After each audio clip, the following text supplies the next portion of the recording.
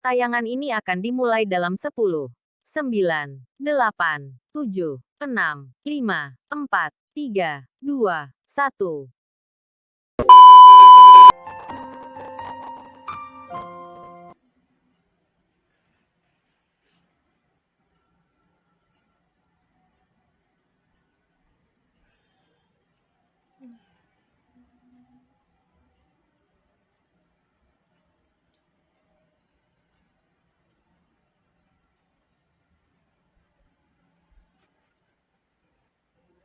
Andreas. Para mudik wisata ini pada malam hari ini kita akan membuka BKSN hari yang pertama itu dengan tema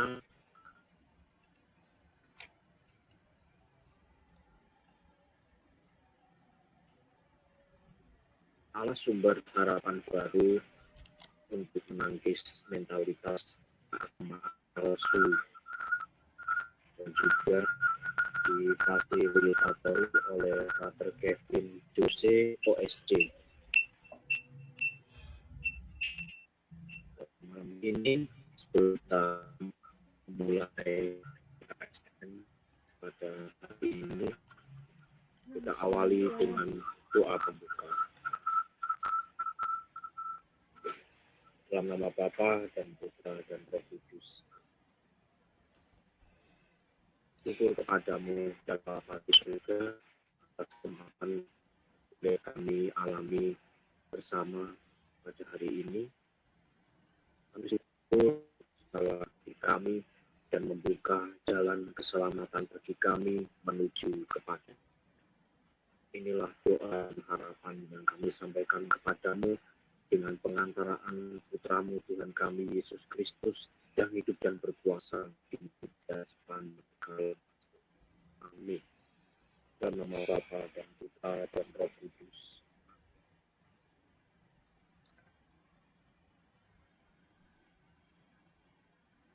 Hari ini kami persilahkan Pater Kevin OSC untuk mengawali pembukaan KSN pada malam ini.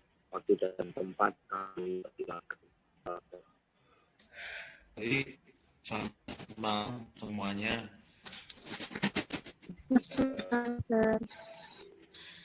Kita akan mengawali BKSN ini dengan saya tinggal ikutin saja dari slide, dan setelah rapat Prater tinggal ikutin dari slide, nanti kalau ada tambahan saya akan tambahin.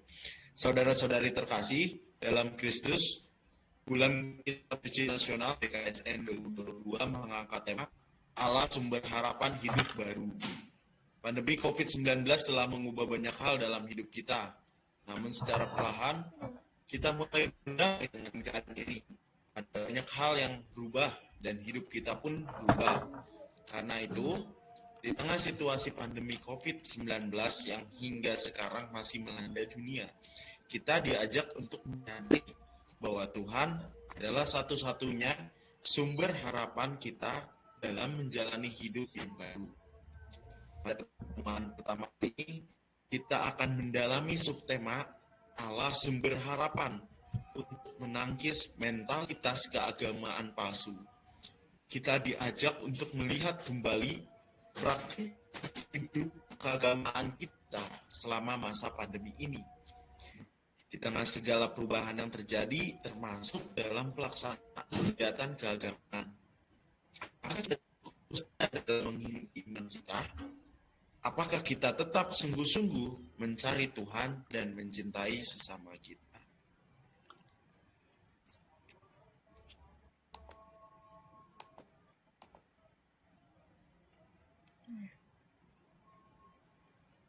Kayaknya di next saja karena tadi sudah tanda salib ya, sudah doa pembuka. Nah, saudara-saudari terkasih dalam Kristus, dalam pertemuan pertama ini kita diajak mendalami dan menungkan perikop dari Nabi Amos, kitab Nabi Amos. Yakni Amos 5, 4-6. Gagasan utama dari Dikop ini adalah permintaan agar orang Israel mencari Tuhan, menemukan Tuhan yang merupakan jaminan untuk memperoleh kehidupan. Dengan mendalami dan renungan Dikop ini, kita diharapkan untuk terus-menerus mencari Tuhan dan kita, terutama di tengah situasi pandemi sekarang ini. Ini saya catat saja ya, jadi nanti belakangnya baru saya tambahin. Bisa di next.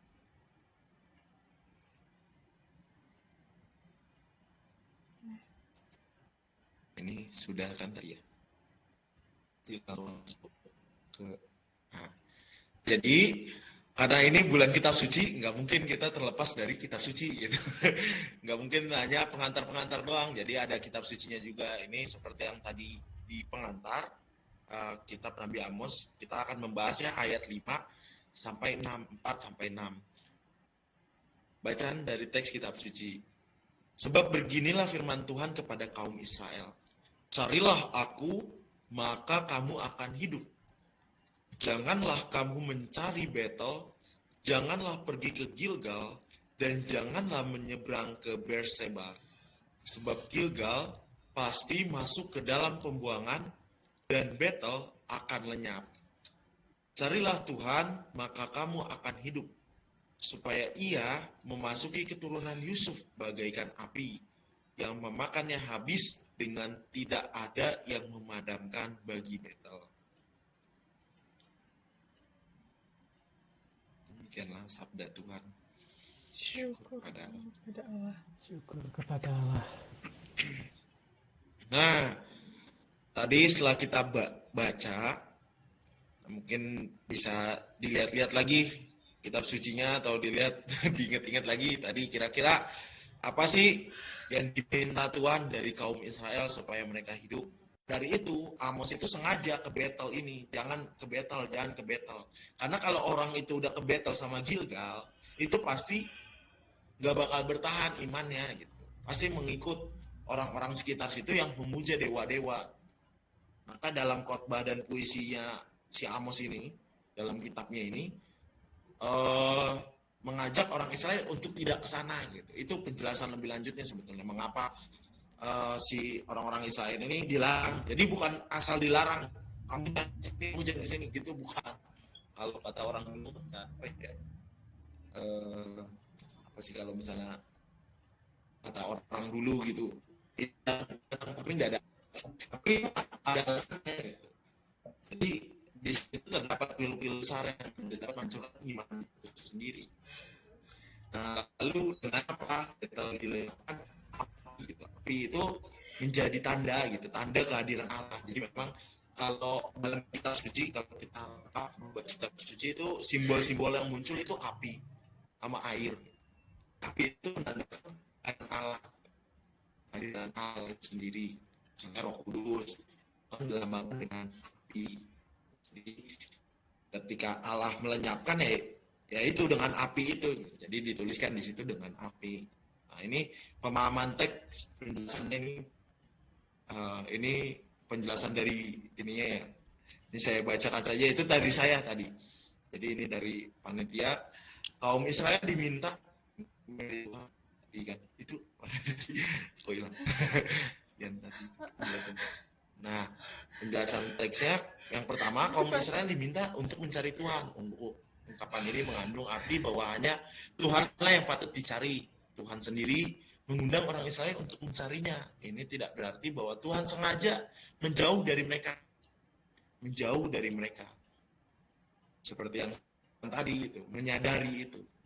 Melalui ungkapan atau perintah ini, orang Israel diundang kembali kepada komitmen dan perjanjian atau perjanjian awal mereka, yakni untuk menyembah Tuhan saja, dan mereka tidak perlu lagi mencari hal-hal yang lain, tapi hanya perlu kembali kepada Tuhan yang selalu menanti mereka. Mereka harus meninggalkan Allah yang lain itu untuk menemui Tuhan. Nah, lalu yang kedua, Tuhan itu penjamin kehidupan. Pencarian akan Tuhan berarti pencarian akan kehidupan. Tuhan adalah pencipta, maka dialah sumber kehidupan. Kehidupan hanyalah sebuah konsekuensi dari kedekatan dengan Tuhan. Karena Tuhan adalah sumber kehidupan, semua yang dekat dengannya akan memperoleh kehidupan juga. Nah, ini seperti yang saya jelaskan tadi, Betel, Gilgal, dan Berseba merupakan tempat-tempat yang bisa menjerumuskan orang Israel kepada dewa-dewa lain. Betel menjadi tempat penyembahan patung, penyembahan patung emas. Nah, ini Yerobeam kedua ya, Yerobeam kedua, karena ada juga Yerobeam ke satu. Gilgal mengingatkan kembali pada masa pengembaraan di padang gurun, ketika orang Israel bersungut-sungut kepada Tuhan, sedangkan Berseba yang ada di wilayah perbatasan bagian selatan bisa membuat orang Israel meniru bangsa-bangsa lain dengan bukan daya dan ilahi mereka. Karenanya Tuhan melarang orang Israel untuk pergi ke tempat-tempat tersebut. Nah, konsentrasi orang Israel harus terarah gitu, terarah. Jadi sengaja yang seperti yang saya ungkapkan tadi, yaitu untuk agar orang Israel terarah, fokusnya terarah, imannya terarah, itu ya harus menjauhi tempat-tempat itu. Ini intinya sebetulnya. Lalu kembali kepada Tuhan. Kalau di zaman sekarang, ya balik lagi, ditempatkan saja teks ini di zaman sekarang. Apa yang mengganggu fokus saya? Gitu. Apa yang mengganggu fokus saya sehingga saya tidak dapat menyadari Tuhan itu. Gitu. Itu sebetulnya inti dari teks ini. Mencari Tuhan lalu dikaitkan ke zaman sekarang. Menyadari Tuhan. Itu penjelasan teksnya. Lalu di next.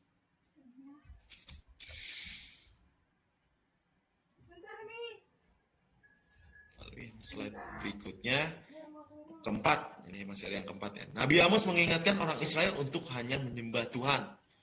Jika tidak, Tuhan akan, ini belum di next ya, saya pakai bukan slide sendiri. Yang di sini belum di next.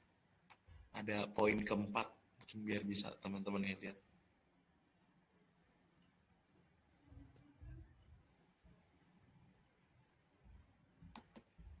Enggak, saya bacakan saja ya. Lah saya kan udah ini, saya kan udah itu. Apakah saya harus masuk misalnya ke biar terapis baru dikatakan mencari Tuhan? Bukan.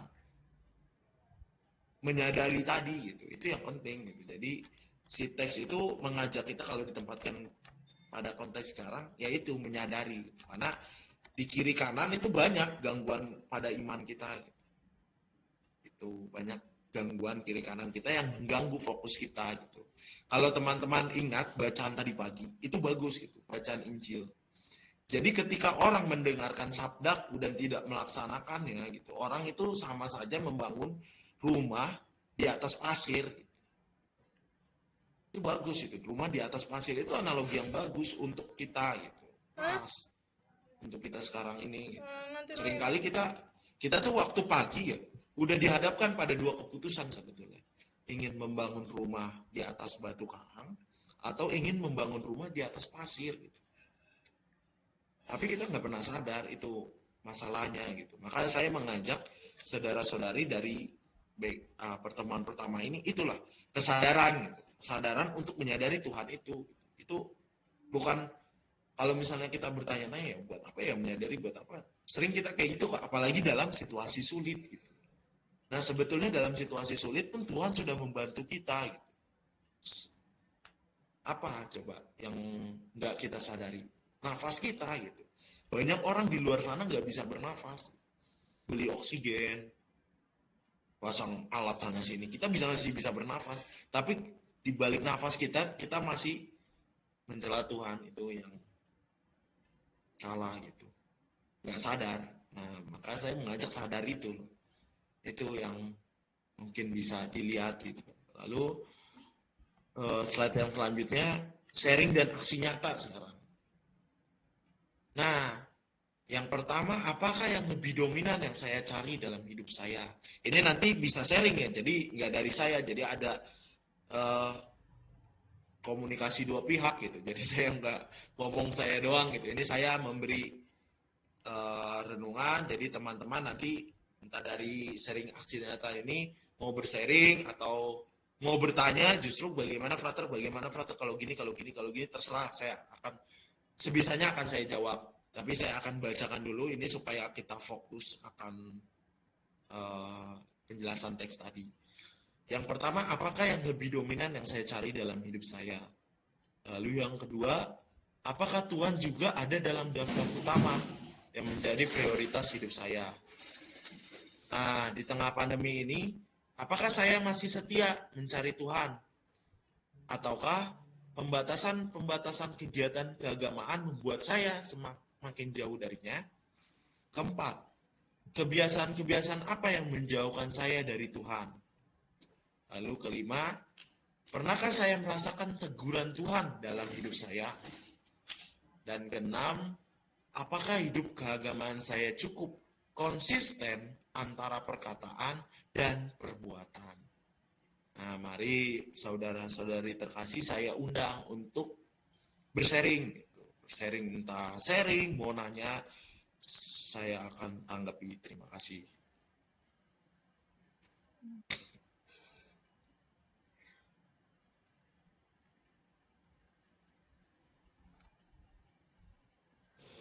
Kakak Frater menanya, Oh, jadi ini, misalnya nih, saya seorang yang ambisius, tapi saya terlalu fokus terhadap ambisi-ambisi saya, entah itu dalam hal pendidikan, entah itu dalam hal keuangan.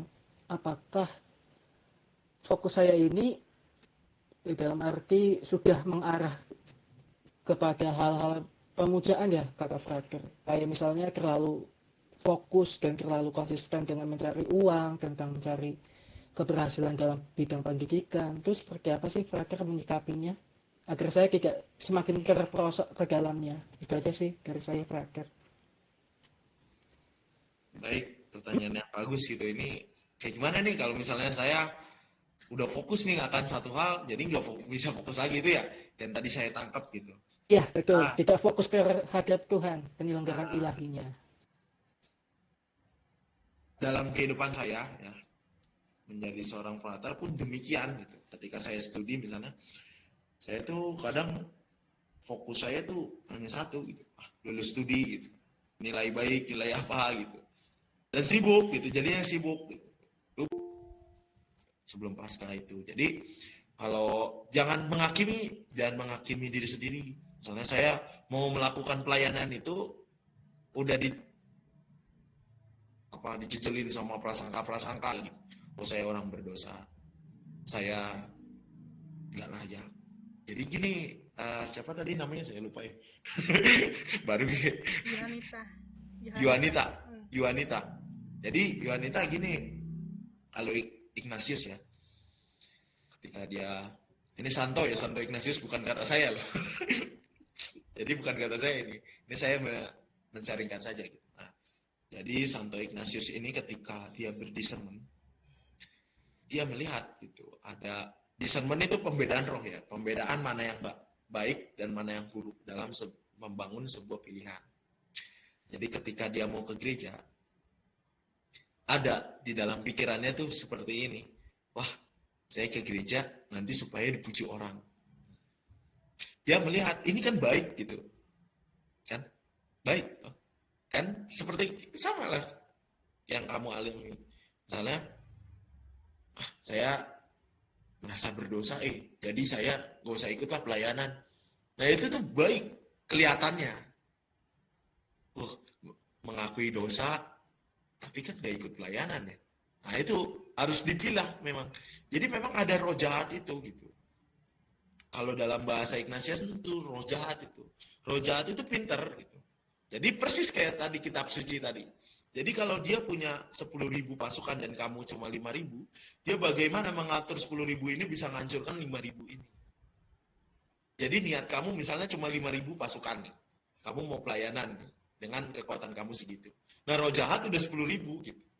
Jadi udah siap nyerang kamu misalnya, saya berdosa, saya ini, saya itu, lebih baik kerja, lebih baik ini, lebih baik itu. Jadi udah banyak pertimbangan duluan, jadi nggak jadi pelayanannya. Nah itu nggak pernah, ya itu makanya saya balik lagi, ayolah sadar gitu, sadar. Saya juga ya sebagai seorang frater ya sama gitu, kayak gitu juga. Seakan-akan baik memang, kayak misalnya nih kan, mau fotokopi nih, izinlah ke pastor lah, fotokopi. Kan di sini kalau mau keluar harus izin. Tapi di dalam hati saya udah ada ini, udah ada hidden agenda. nanti setelah fotokopi pengen beli es krim lah, pengen kesini lah, pengen kesitu lah.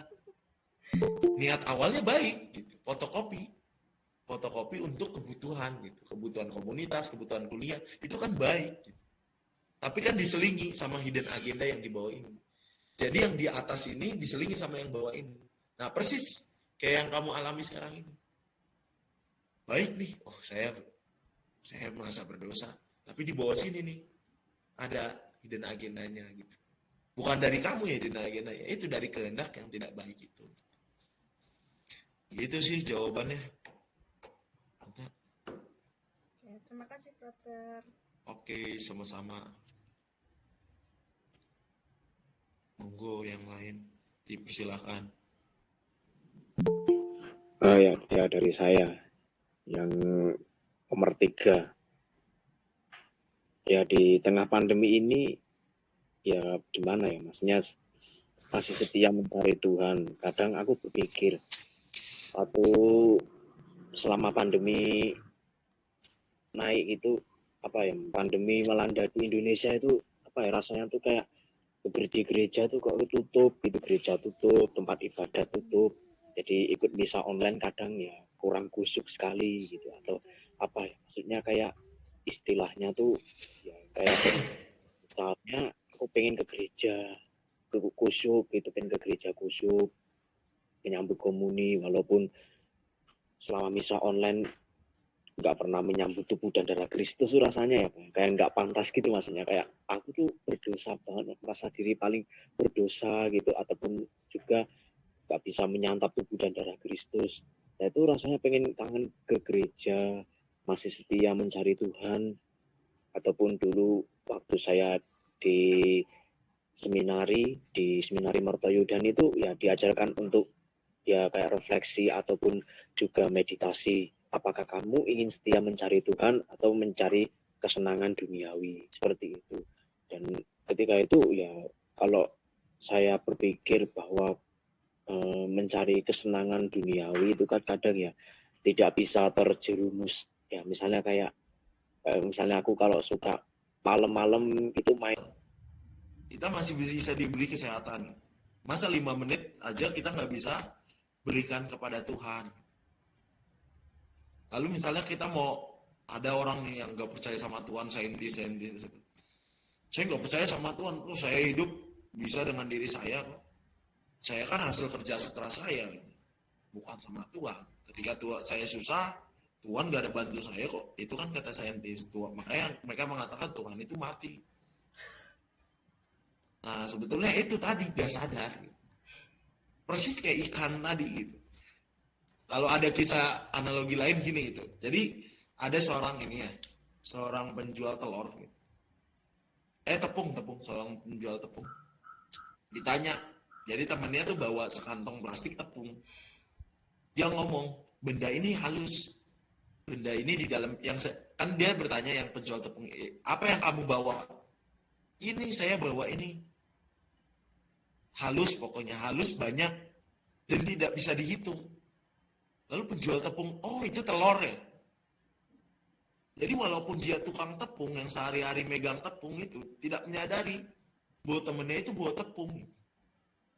Nah itu persis kayak kita tuh. Gak sadar juga kan? Betul kakak Praker. Ya gitu.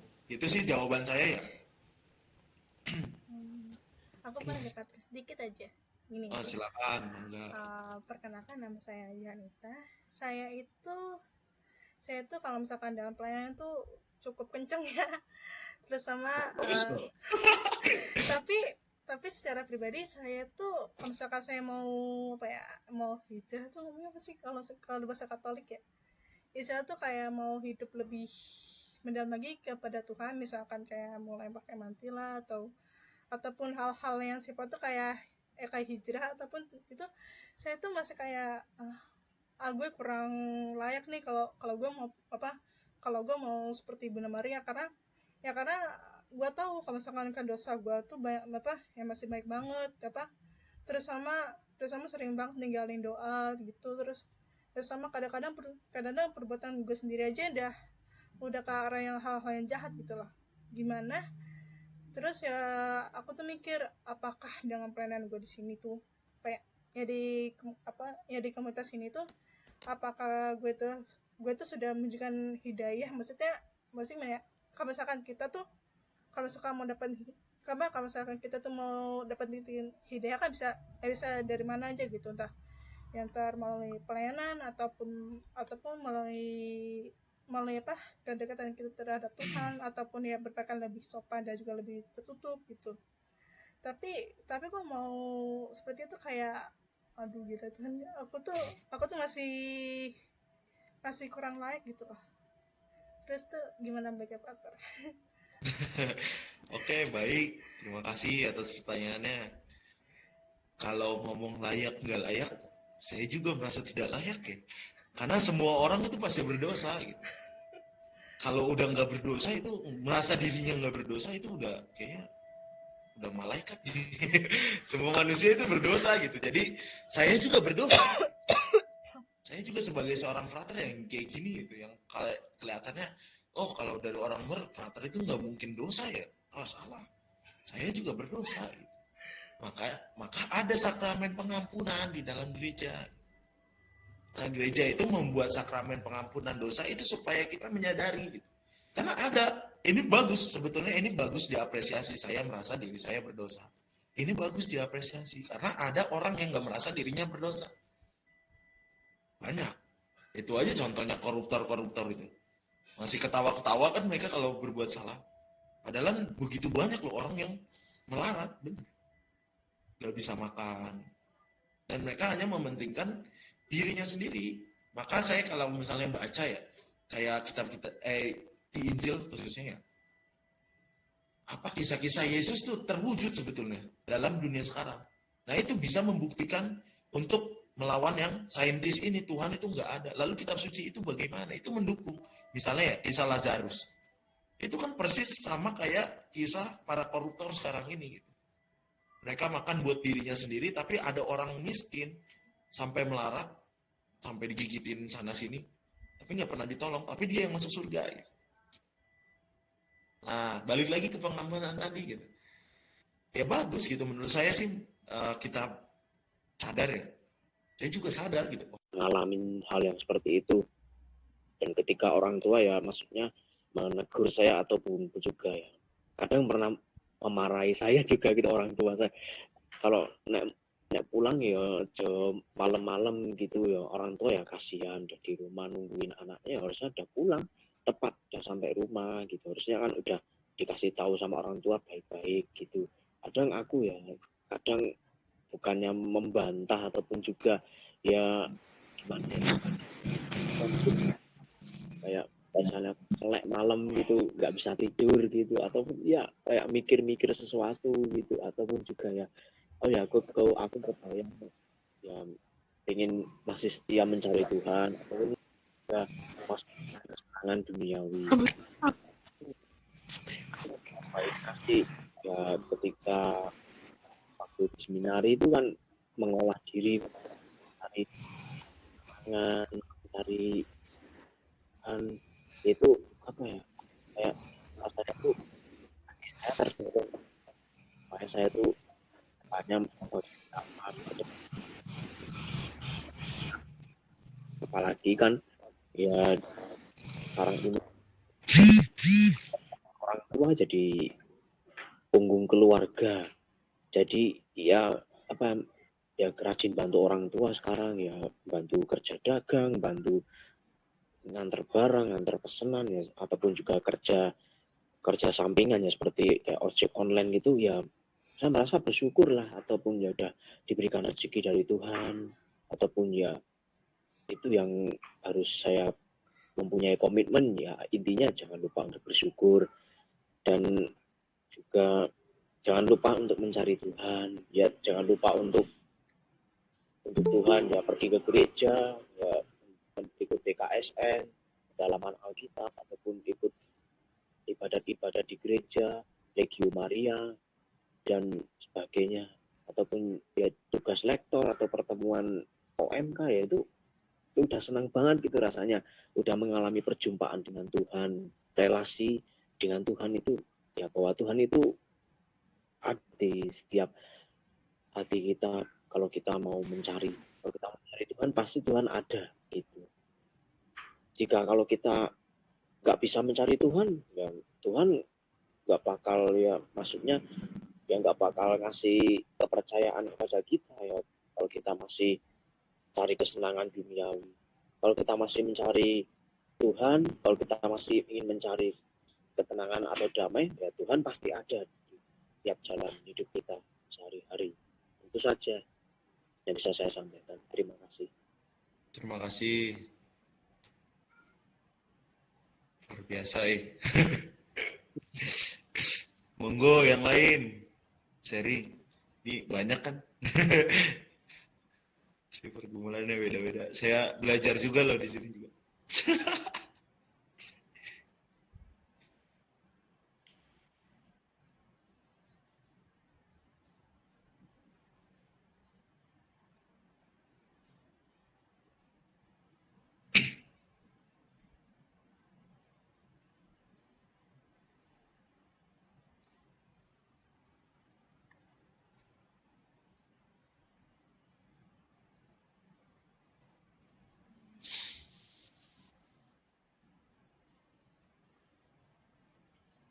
Masih pada merenung ya.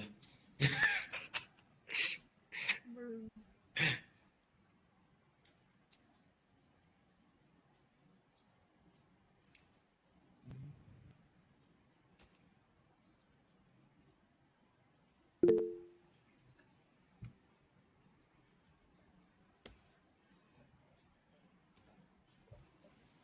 Monggo kalau mau sharing, tungguin lah. Kau ditungguin lah, tenang. Iya, mau sharing apa ya? Jadi bingung. Ya memang sih, mencari Tuhan itu nggak gampang. Apalagi menyadari kalau Tuhan itu lagi di sekitar kita. Bisa aja Tuhan hadir dalam hal-hal kecil sih.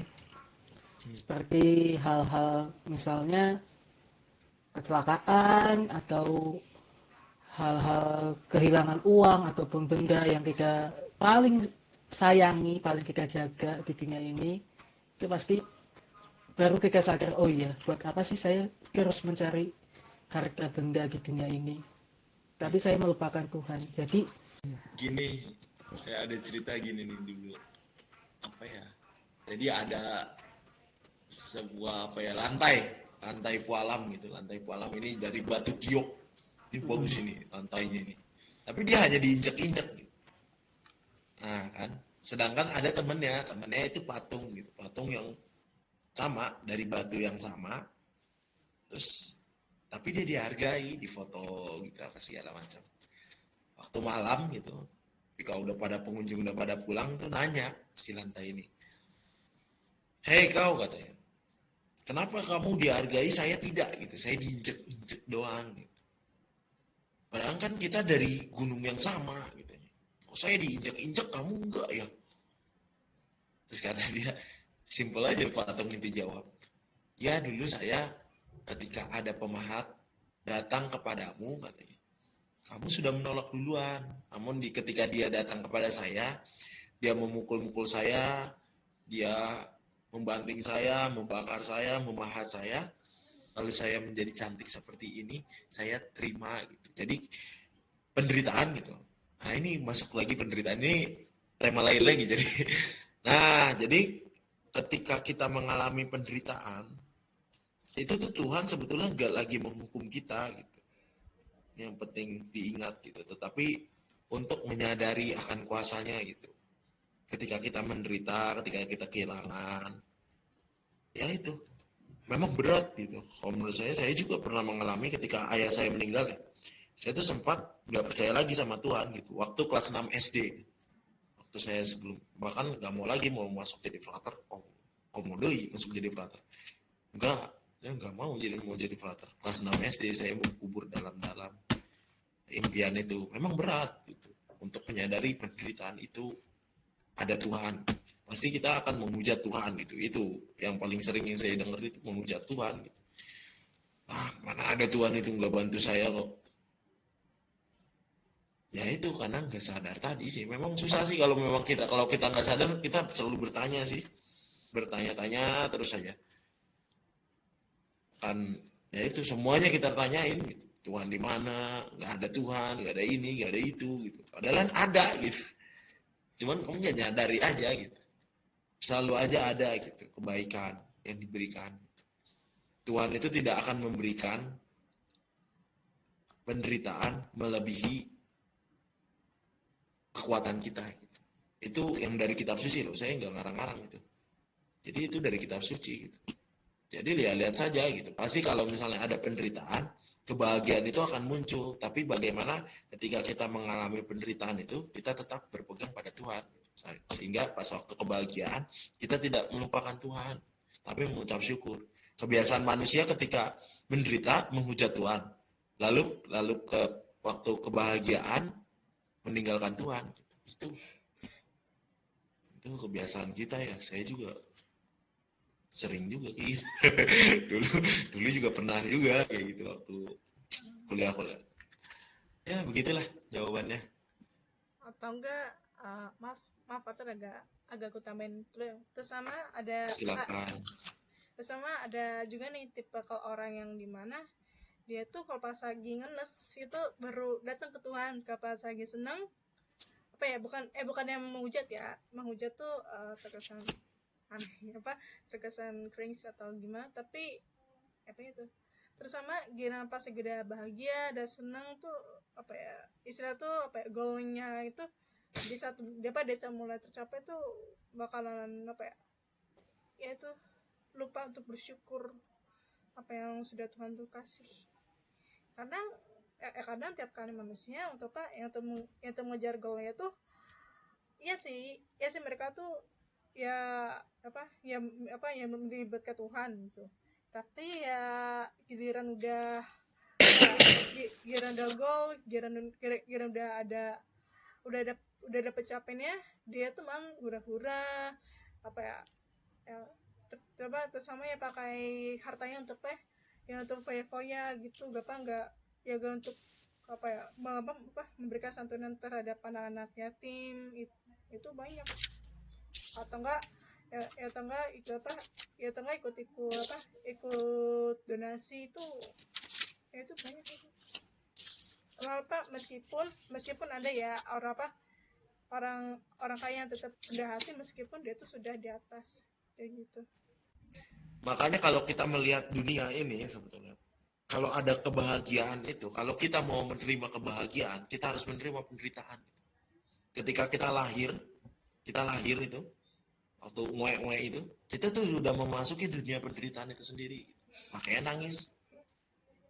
Tuh. Iya toh? Bener. Maka kamu sudah welcome gitu, welcome penderitaan itu gitu. Kamu sudah menerima gitu penderitaan itu. Kalau di dalam kandungan itu kamu dapat apa ya? Asupan, gizi, itu zona nyaman loh. Itu bisa kita artikan seperti itu aja analoginya. Kalau kita dalam kandungan, kita tuh dalam zona nyaman, dalam kebahagiaan itu.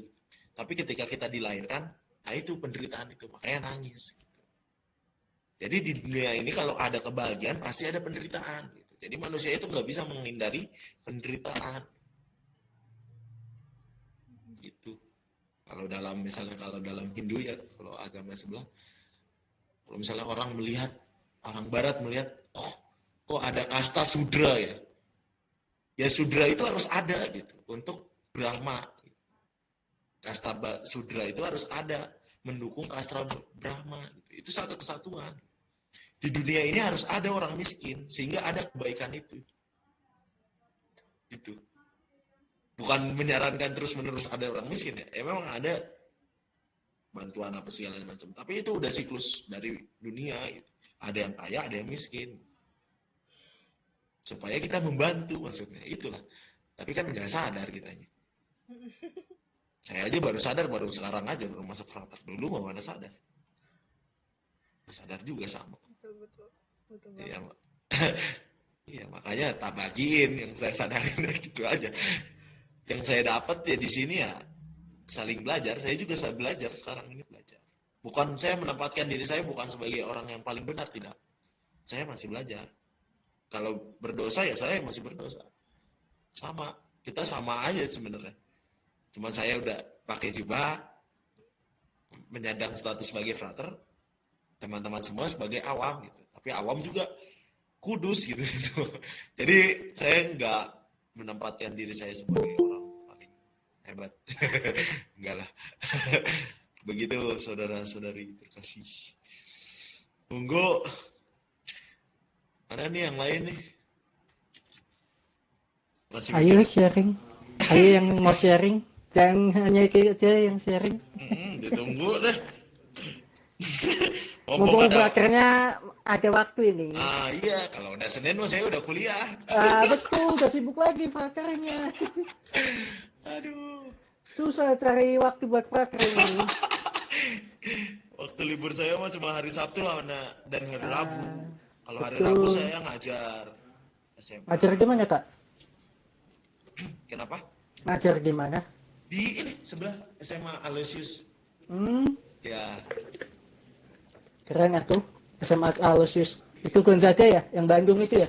ya Aloysius Sultan Agung betul. Wah, enak itu dari Sultan Agung tuh. Ya sebelah ini kan biasa Iya, saya. tetanggaan kan? Ya, Tetanggaan. tetanggaan. Saya belum pernah ke Sultan Agung itu, Kak. Baru ke yang novice. Yang di Oh, Pratista itu. Pratista. Heeh. 2 kali saya ke sana. Waktu masih SD. Kalau saya pernah sih ke Pratista tapi SD SMP.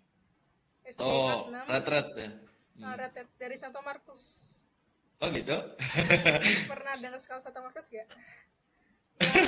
Nah, dalam banget di sana retret. Tapi ya kalau nggak tahu sih kalau misalkan angkatan ini tuh gimana. Tapi kalau dulu angkatan aku tuh dari zaman aku masih TK sampai ke SMP tuh di sana. Di situ. Ya main lah. Udah rubah banget Pratista sekarang. Udah nggak kayak dulu. Udah berubah wajah baru sekarang Pratista. Cewek. Iya Siapa? udah. Kayak gitu. Monggo.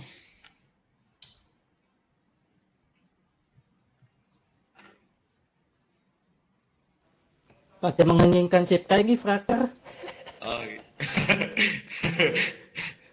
Gak tahu mengheningkan cipta atau kemana. Upacara kali mengheningkan cipta. Kasih waktu buat sharing malah mengheningkan cipta semua. Salah satu teman aku juga sini gue juga tahu lah, ada temanku yang Yang mana? dia sekolahnya Temanmu banyak. kuliahnya tuh pendidikan agama, tapi tuh sikapnya tuh gak mencerminkan dia anak pendidikan agama, malah ngatain temennya sesama perempuan kata-kata yang gak pantas. Kata-kata yang gak pantas tuh dalam arti gimana nih? Kebun binatang keluar semua atau Bisa apa tuh? itu juga.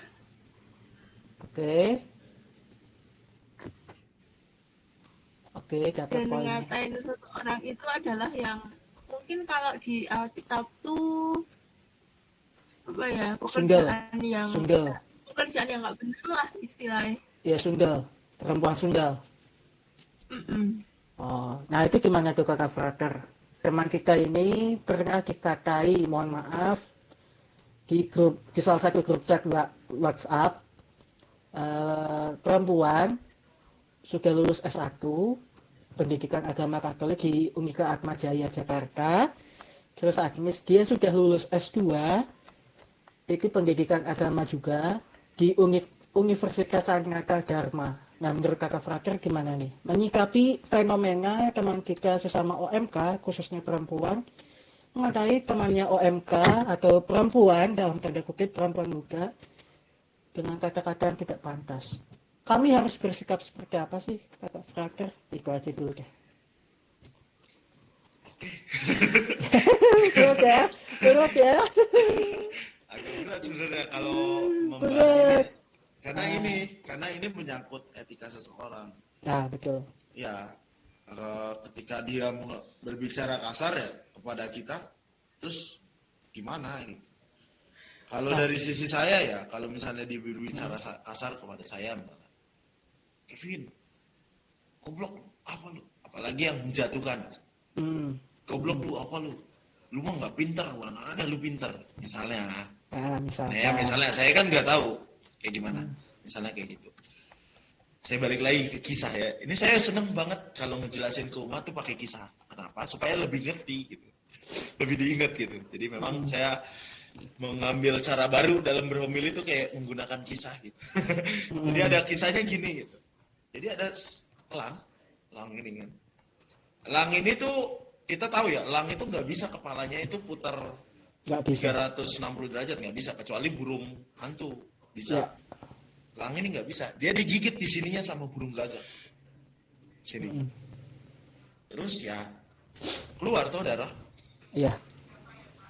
Si elang ini berpikir bagaimana cara saya bertahan diri supaya si gagak ini supaya dia nggak gigitin saya lagi. Maka dia terbang aja ke atas.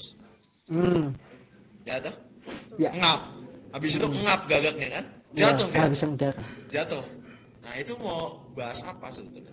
Nah, untuk menanggapi yang kayak gitu, lebih baik kita terbang aja ke atas. Terbang aja terus ke atas. Nanti juga ngap gitu yang ledek-ledek gitu. Gitu. Kalau misalnya ada yang ledek, kamu bodoh misalnya. Terus kenapa kalau saya bodoh? Dengan senyuman orang lebih senang. Kita membalas kejahatan atau orang meledekin kita tuh dengan senyuman itu sangat baik gitu. Itu udah berkah bagi kita. Dan itu keunikan Kristiani itu di situ. Bukan membalas dengan kejahatan, dengan meledekan lagi. Lalu juga goblok, nah itu. Dan terus apa bedanya sama yang lain itu? Pokok Kristiani di situ bedanya. Kekasan Kristiani, Kristen kan Katolik ya di situ memaafkan. Oke. Ya, berarti kuncinya terbang terus ya, Frater ya? Iya, terbang aja terus. Oke. Dokter pakai tenaga mereka dalam misalnya dalam berpikir, dalam belajar. Begitulah kalau saran saya. Jadi senyumin aja ya, Frater ya? Ya, senyumin aja. Nanti juga capek kok. Serius, ya, percaya sama saya. Jangan ditanggepin yang kayak gitu, mah. Saya emang nggak pernah nanggepin sih yang kayak gitu. Sip. Begitu. Oke. Sarannya. Aku boleh nggak nambah dikit? Boleh. Ini Monggo. masih itu masih nyambung sama sama cerita Fatu tadi. Ada aku sedikit sharing ya. Jadi dulu pas aku kamu melalui sharing kesaksian nyata yang boleh kami sampaikan kepadamu Tuhan, karena kami menyadari kami masih menjauh darimu Tuhan, namun kami percaya Engkau selalu tetap serta kami. Kami sungguh yakin, kami percaya Tuhan, kami menyadari akan nilai-nilai kebaikan yang boleh kami alami bersama dalam setiap perjumpaan atau sapaan Tuhan melalui tindakan dan perbuatan. Begitu juga ya Tuhan, karena melalui sabdamu yang sudah kami refleksikan dan sudah kami dengarkan melalui kitab Nabi Amos, yaitu supaya kita jangan mengharapkan ataupun juga jangan menyembah berhala ataupun juga janganlah menyimpang dari Tuhan. Kami percaya Tuhan sepenuhnya kepadamu, bahwa Engkau sungguh mau mengampuni kesalahan kami dan juga tetap setia untuk mewartakan kabar sukacita, kabar Injil kepada umat. Kami mohon, kabulkanlah doa kami. Kabulkanlah doa kami ya Tuhan. Allah Bapa sumber kehidupan yang sejati, kami juga turut mendoakan peristirahatan bagi jiwa Bapak Petrus Frans, salah seorang dari orang tua teman kami, anggota komunitas Mugika Nusantara Indonesia yang telah Engkau jemput sendiri Tuhan, tepat 18 tahun yang lalu. Kiranya Engkau memberikan almarhum beristirahat kekal dan abadi serta bahagia bersama dengan para kudus di surga. Marilah kita memohon, kabulkanlah doa kami ya Tuhan.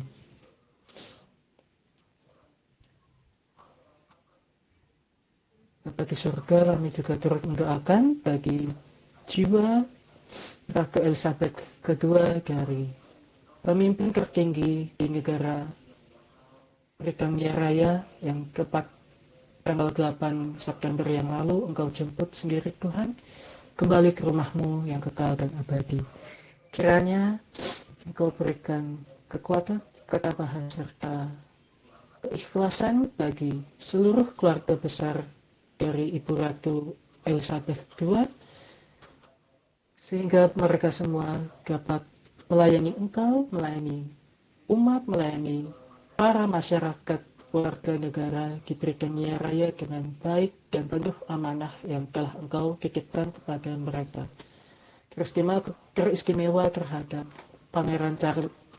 terhadap Raja Charles III yang pada hari ini telah resmi menjadi raja bagi seluruh masyarakat di Britania Raya. Marilah kita memohon, kabulkanlah doa kami ya Tuhan. Ya Tuhan, berkati ya Tuhan bagi anggota komunitas dan juga pengurus yang masih mencari rezeki dan juga mencari ilmu. Berkatilah Bapa di dalam pencarian mereka serta mereka untuk mencari rezeki dan juga mencari ilmu agar semua goal agar semua target mereka pun dapat tercapai dengan baik. Dan juga Bapa, sadarkan mereka ketika apapun target yang sudah mereka capai, agar mereka senantiasa selalu bersyukur padamu. Kami mohon, Kabulkanlah doa kami ya Tuhan.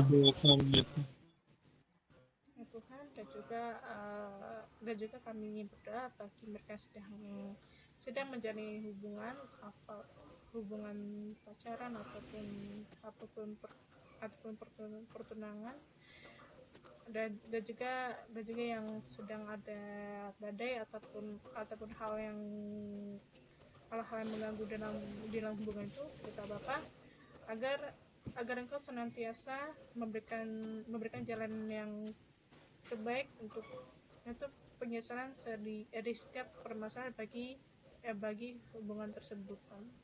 Kami mohon, Kabulkanlah doa kami ya Tuhan. Salam pasangan bagi mereka yang sepadan, seiman dan seamin. Marilah kita memohon, kabulkanlah doa kami ya Tuhan.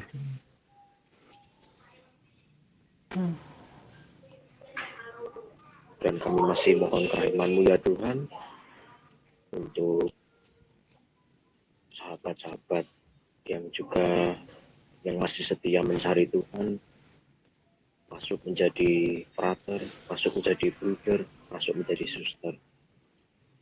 Ya Tuhan, anugerahkanlah sahabat-sahabat kami yang dengan setia mencari Tuhan untuk menjadi frater, menjadi brother, menjadi suster, dan dengan kebaikan saya percaya dan yakin sesungguhnya bahwa Engkau memilih balamu, memilih sahabatmu untuk bekerja di lapang ya Tuhan, menjadi seorang frater, menjadi seorang brother, menjadi seorang suster dalam hidup membiara, agar mereka senantiasa diteguhkan dan semangat menjalani panggilan Tuhan. Marilah kita mohon, Kabulkanlah doa kami. Bapa di surga, kiranya Engkau turut campur tangan di dalam proses penjualan rumah dari keluarga Bapak Bambang Tresnawanto yang terletak di perumahan Nusa Loka PSG. Kiranya Engkau berikan calon pembeli yang kami inginkan, yang keluarga ini inginkan Tuhan. Kiranya calon pembeli yang nantinya akan membeli rumah kami yaitu mereka yang bersekutu di dalam namamu, berdoa di dalam namamu, dan beribadah kepada namamu yang kudus, satu, dan apostolik. Marilah kita memohon, kabulkanlah doa kami ya Tuhan. Dan kami juga Allah Bapa, dan kami juga berdoa ya Tuhan untuk sahabat-sahabat saya yang akan menjalani penerimaan peserta didik baru Seminari Menengah Santo Petrus Canisius Martayudan Magelang, Jawa Tengah dalam pembukaan tahun ajaran 2022-2023. Semoga melalui tes untuk masuk Seminari Menengah Santo Petrus Canisius Martayudan Magelang, Jawa Tengah, untuk sahabat-sahabatku yang tidak bisa saya sebutkan satu persatu. Semoga mereka tetap setia dalam melangkah untuk menjadi gembala gereja, menjadi seorang calon imam yang berguna untuk gereja, untuk umatnya, dan juga untuk orang-orang di sekitarnya. Dan juga senantiasa mendidik dan mendalami spiritualitas mereka di Seminari Menengah Santo Petrus Canisius Martayudan Magelang, Jawa Tengah. Marilah kita mohon, kabulkanlah doa kami ya Tuhan. Kabulkanlah doa kami ya Tuhan. Ya Tuhan, dan juga aku ingin berdoa untuk kampusku, kampus Sekolah Tinggi Desain Interstudy dalam pencarian mahasiswa baru untuk terkhusus bagi prodinya aku, desain busana. Ya Allah Bapa yang terkasih, kemohon Bapa, panggillah anak-anak yang sangat berminat di bidang itu agar bisa engkau tarik dan juga engkau masukkan ke dalam kampus, ke dalam mahasiswa baru di kampus aku. Berkata Bapa agar engkau mampu sertai, agar engkau mampu sertai jalan mereka untuk bisa menemukan passionnya bersama di kampus yang aku. Kami mohon. Kabulkanlah doa kami ya Tuhan.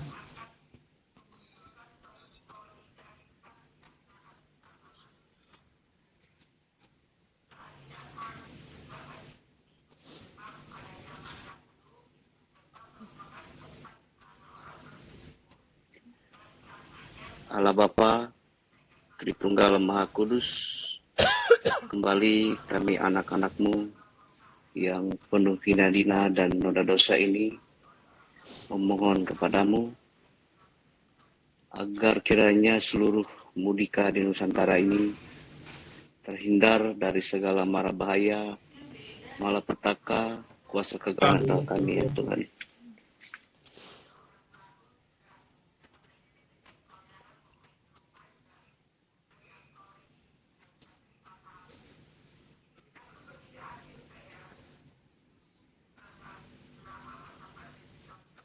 Terima kasih Bapa, Engkau telah melawat kami, Engkau telah menjagai kami, Engkau telah hadir di tengah-tengah kami semua pada malam hari ini. Bertujuh Tuhan, kiranya dari bertujuh orang ini Engkau lipat gandakan pada pertemuan yang akan datang dalam bulan Kitab Suci Nasional tahun 2022 ini ya Tuhan.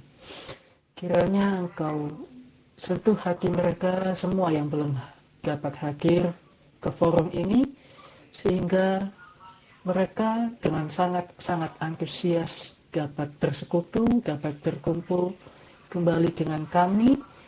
Dan juga terima kasih untuk calon gembala kami semua Tuhan, Kakak Frater Kevin Yose OSC. Kiranya Engkau lindungi, Engkau jagai dia, Engkau berkati selalu masa studinya, hingga Engkau nyatakan siap dan sedia melayani Engkau di ladangmu yang kian hari kian menipis dalam hal penggembalaan dan bekerja di ladangmu ini Tuhan. Marilah kita memohon, kabulkanlah doa kami ya Tuhan. Amin ya Tuhan.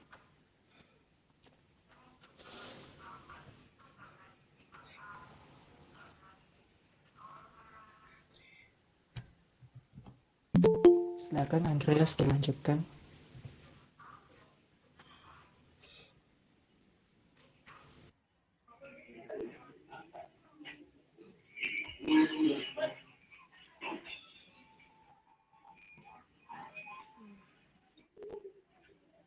Dan doa umat. Sudah cukup, Andreas. Sudah. Oh, iya. Doa penutup, silakan. Boleh kata terakhir atau Andreas nggak apa-apa. Doa penutup, marilah kita berdoa. Allah yang Maha Kuasa, Engkau senantiasa mengundang kami untuk datang kepadamu, menemukan kehidupan yang sejati bersamamu. Kami telah merenungkan sabdamu yang mengingatkan kami untuk menemukan kedamaian sejati dalam dan bersamamu. Semoga kami dapat mengamalkan hidup kami dengan baik, sehingga kami dapat memperkenalkan Dikau kepada sesama kami. Demi Kristus Tuhan dan pengantara kami. Amin. Amin.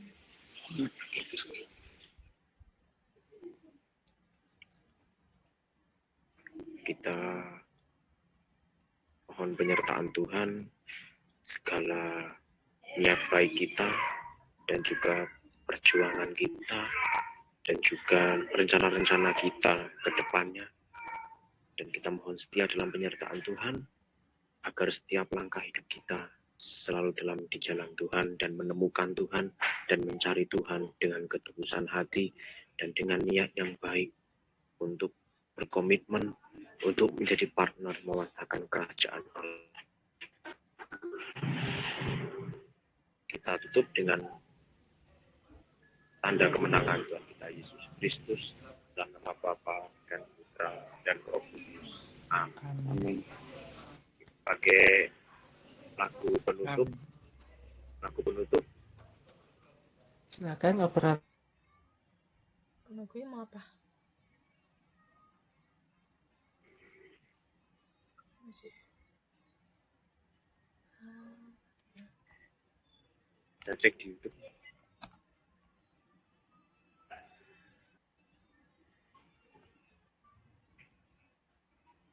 Tenangkan kulit kering dan sensitif. Aveeno Skin Relief dengan Triple O Complex.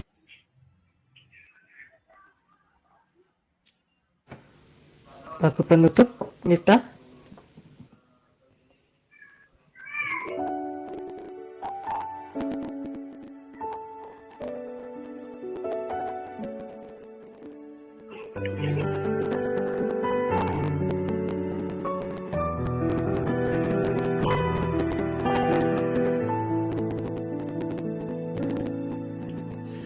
Banyak perkara yang tak dalam kehidupan ini,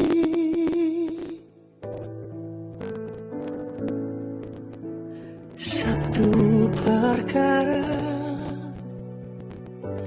yang ku simpan dalam hati, tiada satu pun kan terjadi tanpa Allah peduli. Allah mengerti, Allah peduli segala persoalan yang kita hadapi. Tak akan pernah dibiarkannya ku bergumul sendiri, sebab Allah mengerti.